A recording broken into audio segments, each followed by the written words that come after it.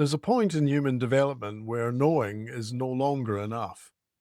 You may know what you need. You may know what matters. You may even understand yourself more deeply than you ever have before. But eventually life asks you another question. Can I actually receive what will nourish and fulfill me? So can you allow yourself to be cared for? Can you create something and let it grow? Can you nurture other people without disappearing inside their needs? And can you inhabit your body, your creativity, your pleasure, and your worth without feeling that you have to earn the right to do so? This is the territory of the Empress. Although often associated with motherhood, fertility, beauty, and abundance, and those meanings are relevant, but they are only surface level. Developmentally, the Empress represents something much, much deeper. The capacity to receive life, nourish life, and allow life to grow through us. Welcome back to Tarot Major Arcana. We began this journey with the Fool, where possibility enters experience. Then the Magician taught us agency, intention, and conscious expression. The High Priestess turned us inward towards intuition, receptivity, and hidden truth. And now we arrive at the Empress. She represents nourishment, abundance, embodiment, and care.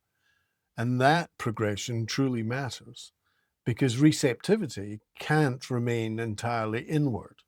Something eventually has to be created, held, developed, embodied, and loved into form. The Empress is where inner potential begins to become fertile. The High Priestess has taught us how to receive inwardly.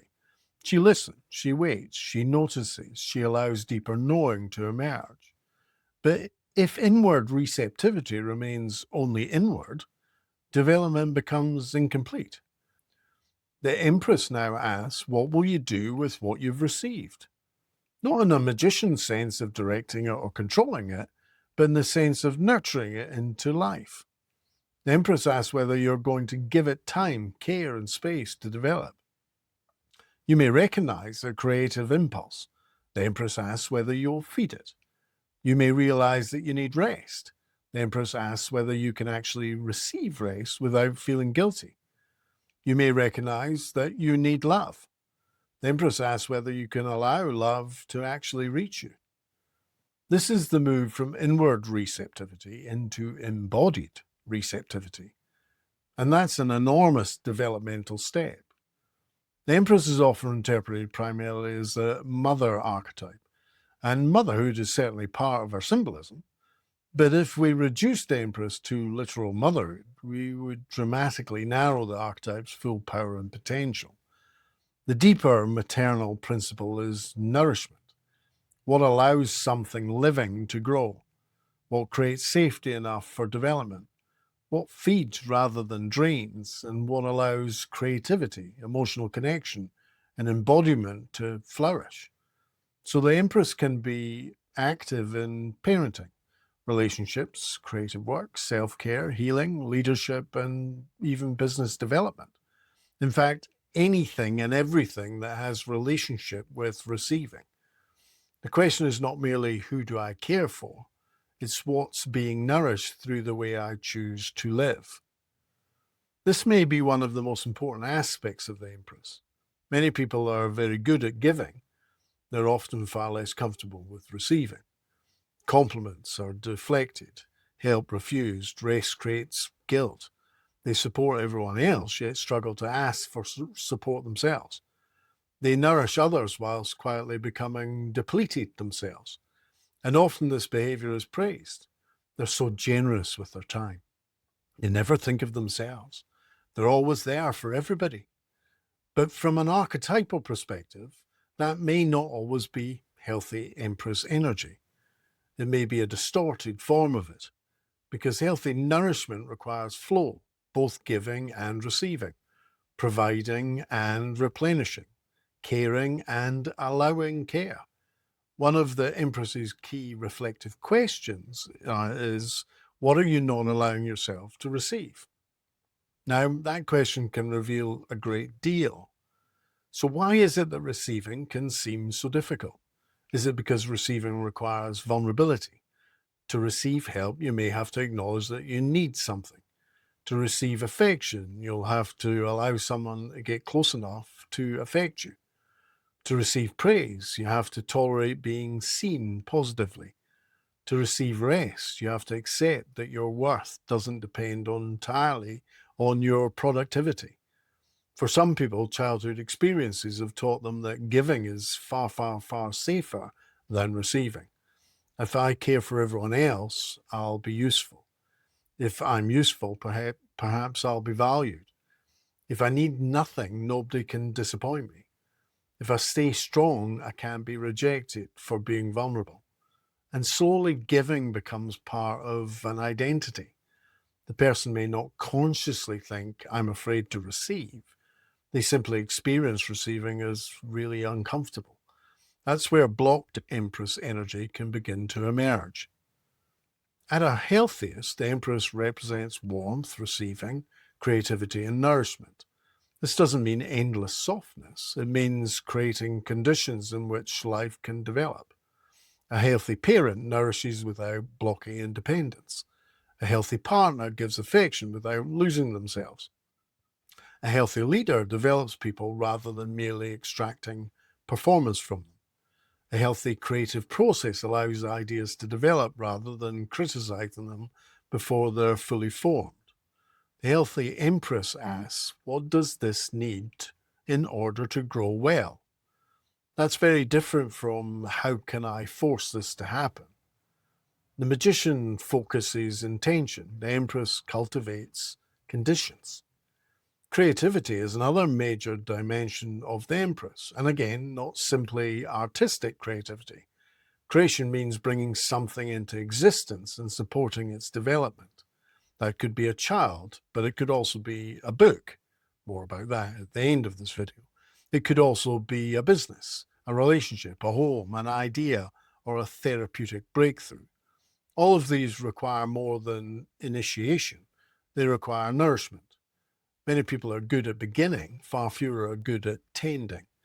They love the excitement of the idea, but the daily care required to grow it feels far less glamorous.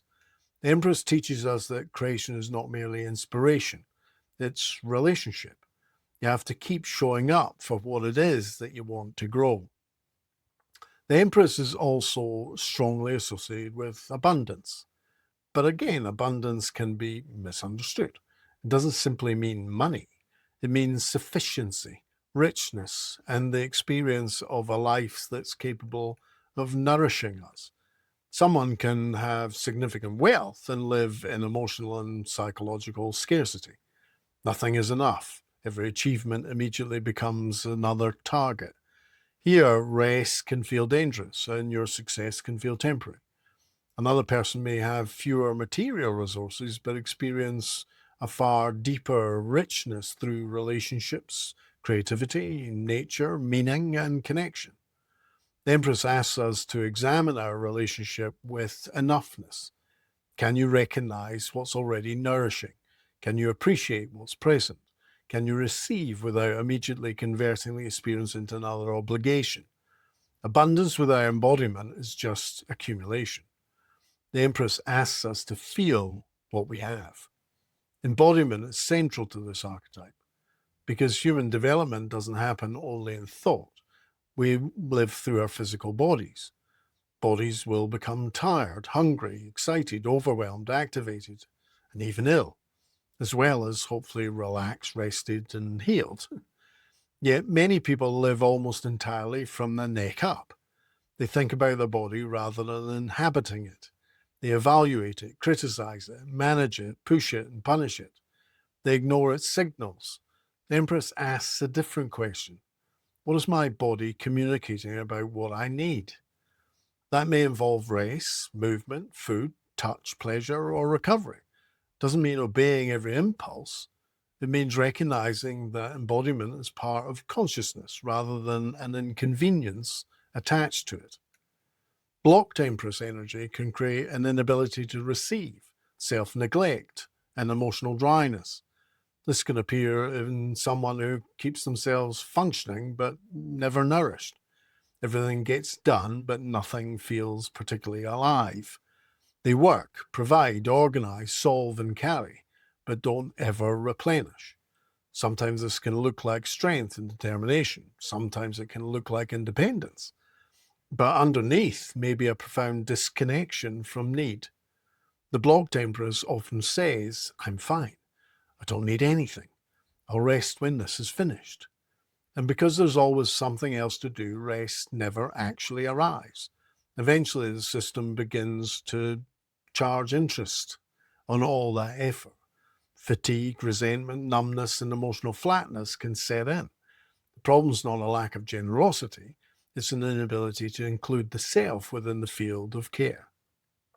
This can become particularly complicated because self-neglect is often socially rewarded. A person may sacrifice themselves for family, work, clients, and their children, and other people may admire them for it. But a behavior can be admired and still be unsustainable. The Empress asks us to distinguish between care and self-erasure. And this is one of the most important questions in the whole Empress archetype. Because if caring for others requires disappearing yourself, some things become very distorted. And then there's the shadow Empress, who takes nourishment far, far too far. Care becomes overcare. Support becomes overfunctioning. Connection becomes enmeshment, and giving becomes depletion. The person may become indispensable to others.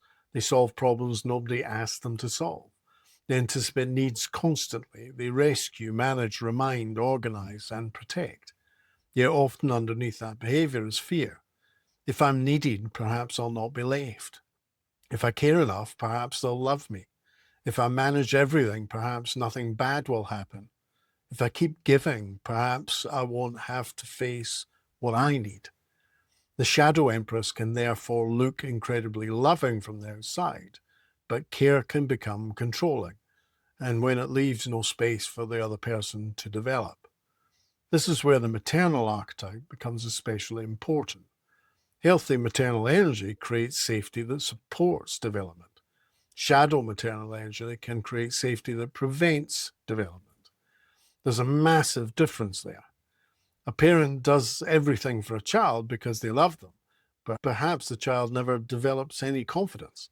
A partner constantly rescues the other person, but perhaps the relationship quietly becomes like a parent looking after a child, rather than an adult connecting and sharing with another adult. A leader solves every problem for their team, then complains that nobody takes any responsibility. The intention may be to care, but the effect may create dependency. The Empress, therefore, has to learn that nourishment should support growth, certainly not replace it. In relationships, healthy Empress energy can be beautiful, warm, affectionate, generous, emotional availability, physical connection, support, and encouragement. This creates a sense that the relationship itself is a place where both people can grow. But shadow Empress energy may show up as overgiving, rescuing, mothering a partner, poor boundaries, the fear of saying no, or quietly expecting love in exchange for care. That last one very much matters, because giving can become a hidden contract. But I've done everything for you. That sentence reveals that the giving was not entirely free. There was an unspoken expectation attached to it. The mature Empress becomes more honest about that. She gives where the giving is congruent, receives where receiving is needed, and recognizes that love doesn't require constant self-sacrifice. The Empress can also become activated strongly around relationships with mothering, not simply our literal mother, but our internalized experience of the maternal principle. Was care available? Was it conditional? Was it intrusive? Was it inconsistent? Were you nourished emotionally? Were your needs welcomed?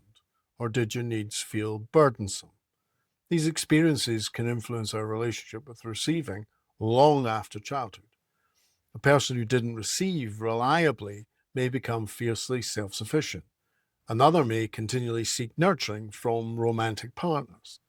Another may become the caregiver that they wished that they had had. None of these patterns defines the person permanently, but archetypal language can help reveal the structure.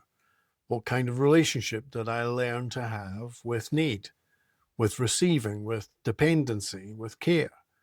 This is deeply Empress territory. There's also a powerful connection between receiving and self-worth. People often imagine self-worth as something we think. I'm good enough, I deserve love. But worth is also behavioral. Can you allow something good to stay? Can you receive appreciation without dismissing it? Can you allow another person to help? Can you occupy time, space, and attention without apologizing for existing? These are embodied expressions of worth, and sometimes a person's difficulty receiving reveals more about their self-worth than any affirmation ever could. The Empress doesn't merely say, I am worthy. She practices allowing nourishment to reach her. The Empress also appears strongly in work and leadership. Healthy organizations need nourishment. People need development, recognition, support, resource, psychological safety, and the time to learn. A leader operating through mature Empress energy asks, what conditions help our people grow? But again, care mustn't become overfunctioning. A manager who rescues employees from every consequence may actually weaken their capability. A coach who gives clients all of the answers may create dependency. A trainer who overwhelms students with information may be giving more than they can actually receive. Good nourishment is responsive. It pays attention to what supports development, not simply how much can be given. The Empress also changes how we think about personal development itself. Growth is not always something we force. Sometimes it must be cultivated. If you planted a seed today, you wouldn't dig it up tomorrow to see if it had started to grow. Yet people often treat themselves in that way. They make a change, then immediately judge whether it's worked. They begin healing, then criticize themselves for still having difficult emotions. They start a new habit, then condemn themselves for any sort of inconsistencies. The Empress introduces patience. What would happen if you created better conditions rather than constant evaluation? Growth needs awareness, care, and nourishment, not interrogation. So how might you know if the Empress is especially active in your life right now? Perhaps the central issue is giving and receiving. Maybe you're exhausted from carrying too much. Perhaps creativity is trying to emerge. Perhaps you're beginning to reconnect with your body, heart, or mind. Maybe you're being asked to create a home, a project, a relationship, or a way of living that genuinely nourishes you. Or perhaps someone is offering you something good, and your difficulty is simply allowing yourself to receive it. The Empress often becomes active when life asks, can you let something grow without starving it, smothering it, or controlling it? If you want to work with the Empress as a developmental archetype, I'd invite you to sit with these questions. What are you not allowing yourself to receive? Where might caretaking have become self-abandonment? Then you can also ask yourself, what currently nourishes you? What consistently depletes you? Where are you overgiving because you're afraid of disappointing someone? Where do you feel guilty for having needs? What happens emotionally when someone tries to care for you? Where might you be using care to create dependency? What part of your life needs more patience and cultivation rather than more force? What creative impulse have you failed to nourish? What would receiving look like if you didn't feel obligated to immediately give something back? And finally, if you treated yourself as someone worth nurturing, how would your life change? And once you allow your life to grow, another important developmental need appears, because nourishment alone is not enough. Growth also requires structure, boundaries, order, protection, and form. A garden needs fertile soil, but it also needs borders. A child needs love, but also needs limits. Creativity needs openness, but eventually it needs discipline. A relationship needs warmth, but it also needs boundaries. And this is why the next archetype in our journey is the Emperor. The Empress asks what needs nourishment. The Emperor asks what structure will allow it to stand. The Empress develops life. The Emperor gives that life form. And together they introduce one of the most important developmental polarities in the entire Major Arcana: nurture and structure. So the Empress is far more than a card of motherhood, fertility, or abundance. She represents the human capacity to receive, nourish, create, and truly embody what's worthwhile in your life. At her healthiest, the Empress brings warmth, creativity, receptivity, and genuine nourishment. Blocked, she appears as an inability to receive, self-neglect, and emotional dryness. And in shadow, care becomes overgiving, depletion, and enmeshment. Her deeper developmental invitation is not simply give more. For many people, it may be exactly the opposite. It's learn to receive. Receive care, receive rest, receive support, and receive appreciation. Then allow what you receive to become nourishment for what genuinely deserves to grow for you. Now, if this deeper approach to the Major Arcana resonates with you, then please do like the video and subscribe to the channel, as it helps us to spread this information further as we work our way sequentially through all 22 archetypes as pathways of personal, emotional, and spiritual development.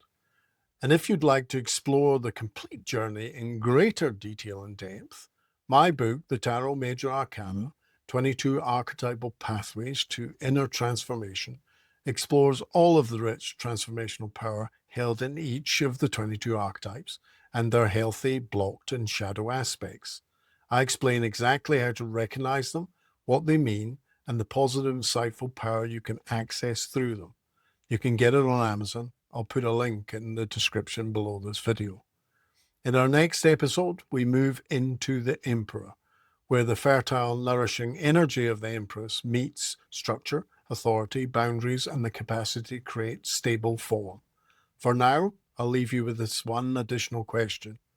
Where in your life are you giving so much that you've forgotten to truly look after you? Thanks for watching, and I'll see you in the next video for the Emperor.